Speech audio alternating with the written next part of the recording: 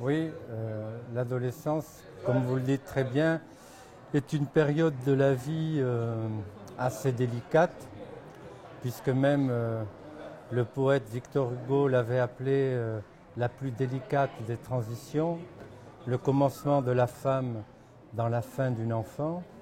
Et donc c'est une période transitoire du passage de l'enfant à ce que ça peut être de devenir homme ou femme.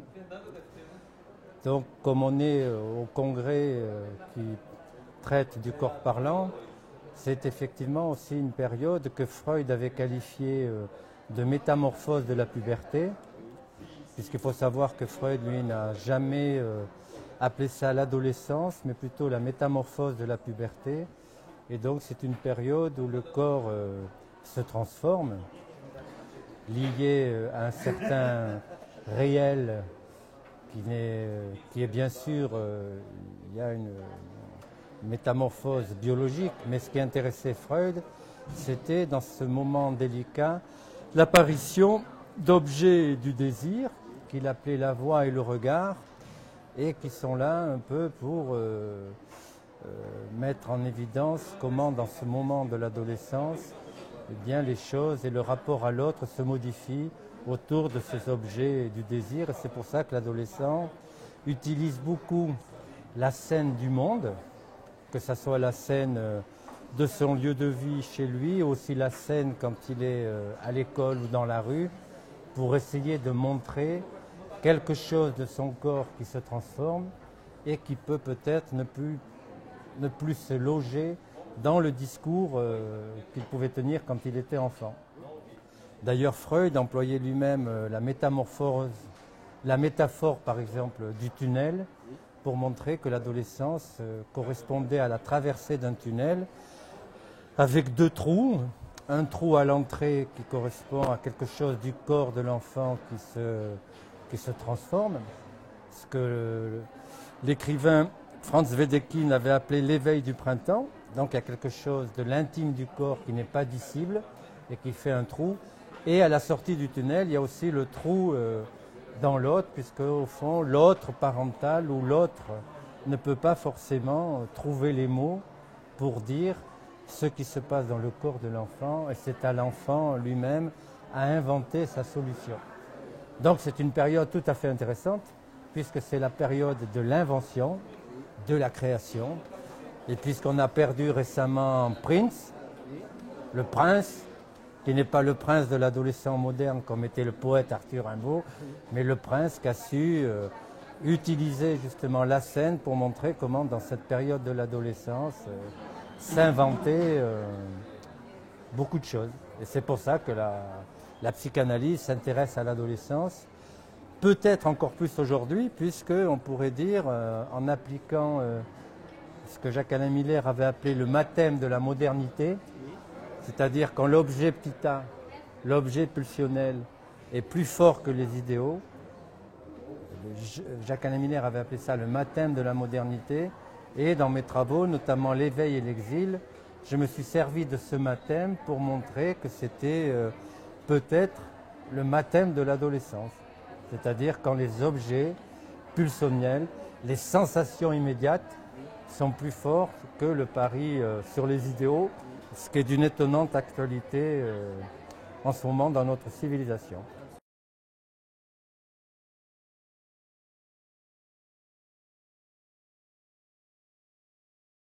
Oui, bien sûr, je me suis intéressé beaucoup à la question des insultes, que je préfère appeler en français les provocations langagières, parce que ça vient du latin provocare, qui veut dire appeler. Comme si à travers l'insulte, l'adolescent, le sujet qui devient adulte, mais qui quitte au fond son corps d'enfant, ne trouvant pas forcément les mots pour dire quelque chose dans la langue dite du sens commun, utiliser la provocation ou l'insulte pour essayer de nouer dans la langue la jouissance de son corps. Comme si au fond l'insulte c'était une façon de parler qui dénotait quelque chose qui se passait en lui et qui ne pouvait pas forcément traduire dans la langue commune. D'ailleurs, lorsque Lacan est venu sur la question de l'insulte ou de l'injure, il a dit que c'était le début de la grande poésie, c'est-à-dire c'est une façon de faire entendre comment le symbolique passe dans le réel.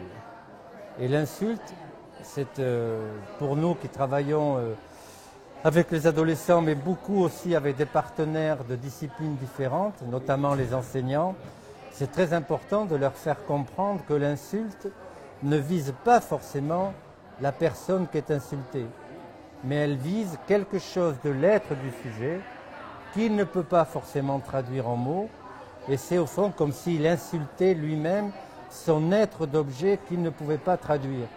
C'est pour ça qu'il faut savoir se déplacer, se décaler et ne pas répondre sur l'axe A' imaginaire, parce que sinon c'est la rupture d'un dialogue possible. Et c'est pour ça que lorsque Lacan dit c'est le début de la poésie, c'est une façon au fond de prendre ça, de se déplacer et d'essayer de trouver une réponse qui ne soit pas la réponse sur le même axe. Parce que les adolescents sont très doués pour provoquer. Et c'est pour ça que j'avais appelé dans mon livre Le malentendu de l'enfant la demande de respect comme étant un des noms de symptômes de l'adolescent. Parce que les adolescents, ce sont des êtres charmants. Ils ont la particularité d'être irrespectueux tout en demandant le respect. Ça, c'est ce que nous apprend les adolescents qui vivent auprès de nous, ce qu'on a à la maison. Ils demandent, ils sont irrespectueux, pourquoi? Parce qu'ils veulent être distingués. Ils veulent qu'on distingue quelque chose d'eux, qui vit en eux, qui eux-mêmes ne supportent pas, et qui, c'est comme si au fond, ils provoquaient l'autre pour que justement l'autre respecte la particularité, l'élément de nouveauté, comme le disait très bien Hannah Arendt dans son livre Crise de l'éducation. Elle disait « Les adultes ne sont plus responsables du monde qu'ils ont offert aux enfants, ils ne savent pas accueillir l'élément de nouveauté que représente un enfant. » Eh bien, l'adolescence, c'est ce moment d'éveil où il y a quelque chose de la nouveauté qui surgit pour l'adolescent, dans son corps, dans ses pensées, qu'il pense ne plus pouvoir dire à l'autre, et donc il peut en avoir honte, et donc pour s'en sortir, ou avoir de la pudeur, mais pour s'en sortir, des fois il est provoquant ou irrespectueux, simplement pour qu'on distingue qu'il y a quelque chose de nouveau en lui. Au fond, l'adolescence, c'est celui qui incarne le nouveau. Le nouveau.